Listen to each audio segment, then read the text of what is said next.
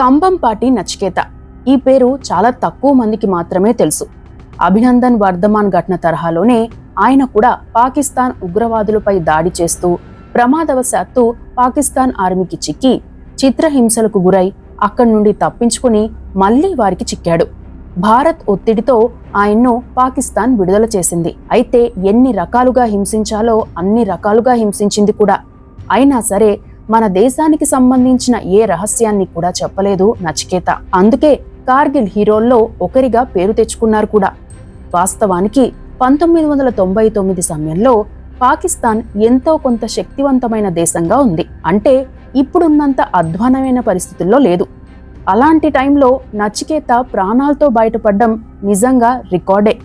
కార్గిల్లో అమరులైన వారితో పాటు ప్రతి సైనికుడు హీరోనే. ప్రస్తుతం భారత్ పాకిస్తాన్ల మధ్య ఉద్రిక్తల నేపథ్యంలో మన దేశ రక్షణ కోసం పాటుపడిన ప్రతి ఒక్కరిని గుర్తు చేసుకోవడం మన కనీస బాధ్యత కూడా. ఈ వీడియోలో నచికేత గురించి తెలుసుకుందాం. నచికేత అసలు పేరు కంబంపాటి నచికేత. 1973 మే 31న కేఆర్కే శాస్త్రి, శ్రీలక్ష్మి దంపతులకు జన్మించారు. వీరిది తెలుగు కుటుంబమైనప్పటికీ ఢిల్లీలో స్థిరపడ్డారు. అంతకుముందు కొన్నాళ్ళు గుజరాత్లోనూ ఉన్నారు. నచికేత అనే పేరుకు అర్థం ధైర్యవంతుడు, శక్తివంతుడు. ఆ పేరుకు తగినట్లుగానే ఉండేవారు నచికేత. ఢిల్లీలోని కేంద్రీయ విద్యాలయంలో చదివారు. రెగ్యులర్ చదువుల కంటే కూడా తాను దేశం కోసం ఏదైనా చేయాలని అనుకునేవారు. పలుమార్లు త్రివిధ దళాల్లో పనిచేసేందుకు అప్లికేషన్లు పెట్టుకున్నా ఏజ్ సరిపోలేదని రిజెక్ట్ చేశారు. +2 పూర్తి కాగానే ఎన్డీఏ టెస్ట్ రాసి ఎంపికయ్యారు. కడక్వాస్లాలోని నేషనల్ డిఫెన్స్ అకాడమీలో చేరారు. ఇండియన్ ఎయిర్ ఫోర్స్ను ఎంచుకున్నారు. పలు హోదాల్లో పనిచేశారు. ఫ్లైట్ లెఫ్టినెంట్గా పదోన్నతి పొందారు కూడా. ఆయన ఫ్లైట్ లెఫ్టినెంట్గా చేస్తున్న సమయంలోనే కార్గిల్ యుద్ధం వచ్చింది. అప్పటికి ఆయన వయసు 26 సంవత్సరాలు మాత్రమే. చొరబాటుదారుల ముసుగులో పాకిస్తాన్ ఆర్మీ మన దేశంలోని కార్గిల్ సెక్టార్లలో పాగా వేసింది. దీంతో భారత్ వారిని తరిమికొట్టే చర్యలకు దిగింది. ఇక ఫ్లైట్ లెఫ్టినెంట్గా నెంబర్ 9 స్క్వాడ్రన్లో పనిచేస్తున్న నచికేత టీంకి బటాలిక్ సెక్టార్ను రక్షించే బాధ్యతలు అప్పగించారు. అది అత్యంత ప్రమాదకరమైన సెక్టార్. అప్పటికే ఎత్తైన కొండలపై పాకిస్తాన్ సైనికులు మకాం వేశారు. దాదాపు 18,000 అడుగుల ఎత్తులో ఉన్న ఆ శత్రు స్థావరాలపై దాడులు చేయడం రిస్క్తో కూడుకున్న పని. అంతకుముందు 2 రోజుల పాటు పోరు జరిగింది. 3వ రోజు అంటే 1999 మే 27న నచికేత నడుపుతున్న MiG-27 ద్వారా 80 mm రాకెట్లతో శత్రువులపై దాడి చేస్తున్నాడు. హైనా ఫార్మేషన్లో 2వ స్థానంలో ఉండి శత్రువులపై దాడి చేయడం ప్రారంభించారు. ఆ రోజున ఆయన శత్రువుల స్థావరాలపై మొత్తం 40 రాకెట్లను వదిలారంటే ఏ స్థాయిలో దాడి చేశారో అర్థం చేసుకోవచ్చు. శత్రువులు కూడా క్షిపణులతో ప్రతిదాడులు చేస్తున్నారు. దీంతో ఇతర ఫైటర్ జెట్లను శత్రువుల లక్ష్యం నుండి తప్పించేందుకు వారి దృష్టిని మరల్చుతూనే వరుసగా శత్రువులపై రాకెట్లతో విరుచుకుపడుతూ శత్రు స్థావరాలు ధ్వంసం చేశారు నచికేత. అయితే ఎత్తైన కొండల్లోని రహస్య స్థావరాల్లో నక్కిన శత్రువులు 3 వైపుల నుండి మన ఫైటర్ జెట్లను టార్గెట్ చేస్తున్నారు. ఆ క్రమంలోనే నచికేత నడుపుతున్న MiG-27 ఇంజిన్ పనిచేయడం ఆగిపోయింది. అయితే ఆయన నడుపుతున్న ఫైటర్ జెట్ కంటే ముందు వెళ్తున్న MiG-21 పై పాకిస్తాన్కు చెందిన మ్యాన్ ప్యాడ్ మిసైల్ దాడి చేయడాన్ని గమనించారు నచికేత. తాను నడుపుతున్న ఫైటర్ జెట్ పైన అటువంటి దాడి ఉంటుందని భావించి అలర్ట్ అయ్యారు. ఈలోగానే ఫైటర్ జెట్ వేగం తగ్గింది. క్రాష్ అయ్యే పరిస్థితి వచ్చింది. దీంతో ఆయన సేఫ్టీ ఎజెక్షన్ ద్వారా ఆ ఫైటర్ జెట్ నుండి బయటపడ్డారు. అయితే అక్కడ కూడా సాంకేతిక లోపం తలెత్తడంతో భూమి మీద సేఫ్టీగా దిగకుండానే అక్కడి నుండి కింద పడిపోయారు. ఆయన నడిపిస్తున్న ఫైటర్ జెట్ MiG-27 కొండ అంచును ఢీకొట్టి కూలిపోయింది. ఇక కింద పడిపోయిన నచికేత కాసేపటికి తేరుకుని చూసేటప్పటికి పాకిస్తాన్ సైనికులు తనను చుట్టుముట్టేందుకు పరిగెత్తుకు రావడాన్ని గమనించారు. అయితే వారు దగ్గరకు వస్తున్న కొద్దీ నచికేతపై కాల్పులు ప్రారంభించారు. దీంతో నచికేత కూడా తన దగ్గర ఉన్న గన్స్, పిస్టల్తో వారిపై ఎదురు కాల్పులు జరిపాడు. ఆ కాల్పుల్లో 2 పాకిస్తాన్ సైనికులు చనిపోయారు. దాదాపు గంటకు పైగా ఈ పోరాటం చేశారు. అప్పటికే తన వద్ద ఉన్న తూటాలు కూడా అయిపోయాయి.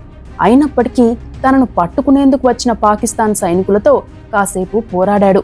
అయితే దాదాపు 20 మంది పాకిస్తాన్ సైనికులు అతనిపై దాడి చేయడంతో పాటు తప్పించుకునే అవకాశం లేకుండా కాళ్ళు చేతులు కలిపి కట్టేసి బంధించారు. విపరీతంగా కొట్టారు. అయితే ఈ విషయాలను తరువాతి ఇంటర్వ్యూలో చెప్పేందుకు నిరాకరించారు నచికేత. కానీ శత్రువుకు దొరకడం కంటే ప్రాణాలు కోల్పోవడమే సైనికుడు గర్వంగా భావిస్తాడని చెప్పారంటే పాకిస్తాన్ ఆర్మీ ఎంత క్రూరంగా ప్రవర్తించిందో అర్థం చేసుకోవచ్చు. కాసేపటికి అతన్ని బాటలిక్లోని ఓ ప్రాంతానికి కళ్ళకు గంతలు కట్టి కొడుతూ తీసుకువెళ్లారు. భారత వాయుసేన రహస్యాలు లేదా యుద్ధ వ్యూహాలు చెప్పాలని అన్ని రకాలుగా ఒత్తిడి చేశారు. మరుసటి రోజున తమ ప్రాంతానికి చొరబడేందుకు వచ్చిన ఇండియన్ ఎయిర్ ఫోర్స్ కి చెందిన అధికారిని పట్టుకున్నామని పాకిస్తాన్ ప్రకటించింది. అయితే అప్పటికి నచికేత ఎక్కడున్నాడనేది ఎవరికీ తెలీదు. పాకిస్తాన్ అలాంటి ప్రకటన చేసిన తరువాతే నచికేతను రహస్యంగా హెలికాప్టర్ ద్వారా పాక్ ఆక్రమిత కాశ్మీర్లో ఉన్న గిల్గిట్ బాల్టిస్తాన్కు తీసుకువెళ్లారు. అక్కడ కూడా చిత్రహింసలకు గురి చేశారు. ఆ తరువాత రావల్పిండికి తీసుకువెళ్లారు. అతన్ని విచారించేందుకు పాకిస్తాన్ ఎయిర్ ఫోర్స్ కి చెందిన director of operations group captain Kaiser Tufail వచ్చారట. పాకిస్తాన్ సైనికులు నచికేత విషయంలో వ్యవహరించిన తీరును తప్పుబట్టి అనాగరికమైన చర్యగా చెబుతూ నచికేతకు ఉన్న కట్లను విప్పేశారు. ఖైదీగా కాకుండా ఒక అధికారిగా గుర్తించి ఎగ్జిక్యూటివ్ ఎంక్వైరీ విచారించారు. అంటే ఫిజికల్ గా హాని చేయకుండా మైండ్ గేమ్ ఆడారని చెప్పవచ్చు. అయినప్పటికీ నచికేత నుండి ఎటువంటి సమాచారాన్ని రాబట్టలేకపోయారు. అప్పటికే పాకిస్తాన్ మన సైనికులను అతి దారుణంగా చంపేసిన విషయం వెలుగులోకి వచ్చింది. దీనిపై భారత్ అంతర్జాతీయంగా పాకిస్తాన్ చేస్తున్న అరాచక పనులను ఎండగడుతోంది. దీంతో పాకిస్తాన్పై ఒత్తిడి పెరిగింది. అప్పటికే నచికేతను పట్టుకున్నామని బ్లాక్మెయిల్ చేస్తూ వచ్చింది. అదే సమయంలో నచికేత సమయం కోసం ఎదురుచూస్తూ ఉన్నారు. తనకు ఏమాత్రం అవకాశం దొరికినా తప్పించుకుందామని చూస్తున్నాడు. అప్పటికే ఓసారి ప్రయత్నించాడు. పాకిస్తాన్ చెర నుండి తప్పించుకుని భారత్ వైపు వచ్చేందుకు ప్రయత్నించాడు. 3 గంటల పాటు పాకిస్తాన్ సైనికులు వెతికినా ఆయన కనిపించలేదు. అయితే అప్పటికే కాలికి వెన్నుపూసకు తీవ్ర గాయాలయ్యాయి. పలు చోట్ల ఎముకలు విరిగినట్లు అర్థమైంది. దీంతో నెమ్మదిగా నడవాల్సి వచ్చింది. ఈలోగా పాకిస్తాన్ సైనికులు పట్టుకున్నారు. మరోవైపు నచికేత తమ దగ్గర బందీగా ఉన్నందున భారత్ గనుక తాము చెప్పిన మాట వినుకుంటే చిత్రహింసలు పెట్టి చంపేస్తామనే ఉద్దేశంతో వార్నింగ్లు ఇస్తూ వచ్చింది. కానీ ప్రధానిగా వాజ్పేయి తీసుకున్న నిర్ణయాలు, దౌత్యపరమైన అంశాల కారణంగా పాకిస్తాన్పై ఒత్తిడి పెరిగింది. నచికేతను విడిచిపెట్టేందుకు మొదట నిరాకరించిన పాకిస్తాన్ ఆ తరువాత పలు కండిషన్లు పెడుతూ వచ్చింది. చివరికి అంతర్జాతీయ ఒత్తిడితో జూన్ 3న రిలీజ్ చేస్తామని ప్రకటించింది. అలా చేస్తే అది పాకిస్తాన్ ఎందుకు అవుతుంది అనే సందేహాలే చాలా మందికి వచ్చాయి. ఉక్కతోక వంకర అన్నట్లుగా అక్కడ కూడా తమ వక్ర బుద్ధిని చూపించింది పాకిస్తాన్. తాము మీడియా ఎదుటే నచికేతను అప్పజెప్తామని ఓసారి, మీ కేంద్ర మంత్రి వస్తే అప్పజెప్తామని మరోసారి కండిషన్లు పెడుతూ వచ్చింది. కానీ భారత్ పంపించిన ప్రతినిధులు పాకిస్తాన్ ఒత్తిడికి తలొగ్గలేదు. అదే సమయంలో నచికేతను కూడా ఒత్తిడి చేయడం ప్రారంభించింది. అయితే ఏది జరిగినా సరే తాను ఎలాంటి ఒత్తిడికి తలొగ్గనని నచికేత చెప్పడం కూడా పాకిస్తాన్ను ఇరకాటంలో పెట్టింది. ప్రధాని నవాజ్ షరీఫ్ పై అంతర్జాతీయంగా ఒత్తిడి మొదలైంది. అయితే పాకిస్తాన్ ఆర్మీ చీఫ్ గా ఉన్న ముషారఫ్ మాత్రం నచికేతను వదలకూడదనే ఆలోచనతోనే ఉన్నారు.